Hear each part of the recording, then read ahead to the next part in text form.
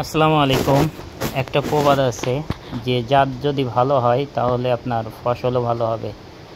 ভালো জাত ভালো জাতের চারা রোপণ করলে আপনি দীর্ঘ সময় এরকমের ফলন পাবেন। এটা হচ্ছে জাত নির্বাচনের ক্ষেত্রে অবশ্যই আপনাদেরকে গুরুত্ব দিতে হবে। অবশ্যই যেখান থেকেই চারা নেবেন আপনারা ভালো জাতের চারাটা নেবেন। ভালো জাতের চারা নিলে আপনার জমিতেও এরকমের ফলন আসবে। এটা হচ্ছে যশোরের লতিরাজ বাড়িয়ান। আজকে দেখাবো যে আমাদের জমিতে কি পরিমাণ লতি আসছে এবং এই লতিগুলো বড় হওয়ার পিছনের কারণ কি সে বিষয়ে আজকে আপনাদেরকে বলবো। আজকে আপনাদেরকে দেখাই, দেখুন আমাদের প্রতিটা গাছে কোনো শুকনা ডগা নেই, সবই তরতাজা ডগা। আর লতি চাষের একটা গুরুত্বপূর্ণ বিষয় হচ্ছে কি যে জমিটা সুন্দরভাবে পরিষ্কার রাখা। আমাদের জমিতে কোনো ঘাস পাতা নেই এবং দেখুন অবাঞ্ছিত কোনো ডগা নেই, মানে যে ডগাটা বয়স হয়ে গেছে, লাল হয়ে গেছে, এমন কোনো ডগা আমাদের জমিতে নেই।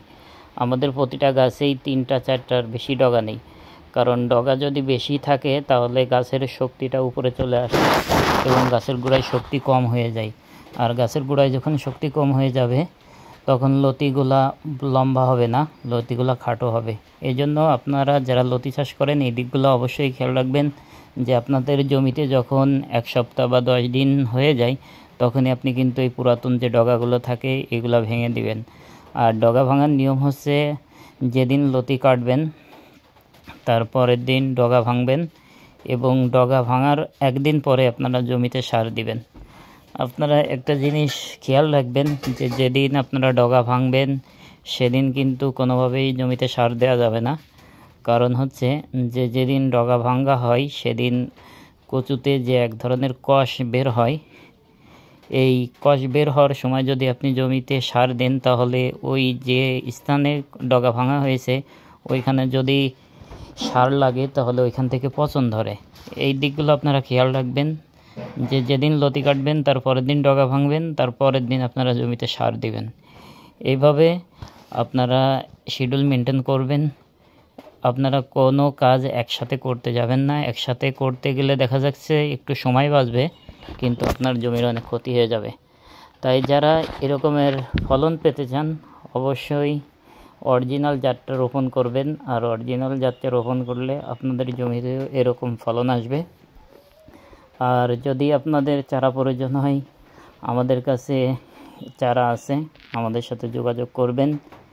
আর যে কোনো পরামর্শ হোক আমাদের সাথে যোগাযোগ করবেন, আমরা আপনাদেরকে সহযোগিতা করব।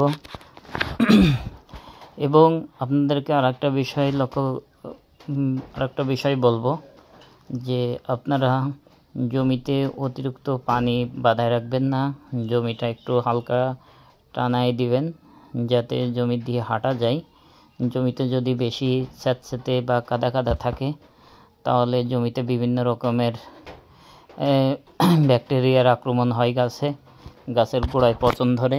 এই দিকগুলো আপনারা খেয়াল রাখবেন।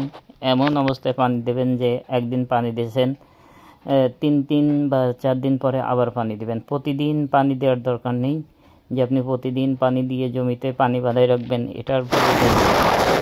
আপনি একদিন পানি দেবেন, দেখবেন যে জমিতে একটু কাদা কাদা আছে, জো আছে, আবার 3-4 দিন পরে আবার পানি দেবেন। এইভাবে আপনারা জমিতে পানি দেবেন। বেশি পানি দিলেই যে লতি বড় হবে তা না, মাঝে মাঝে জমিটা টানায় দিতে হবে। এই দিকগুলো আপনারা খেয়াল রাখবেন।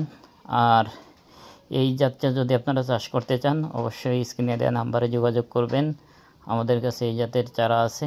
আর যারা নতুন নতুন ভিডিও পেতে চান অবশ্যই আমাদের চ্যানেলটি সাবস্ক্রাইব করবেন।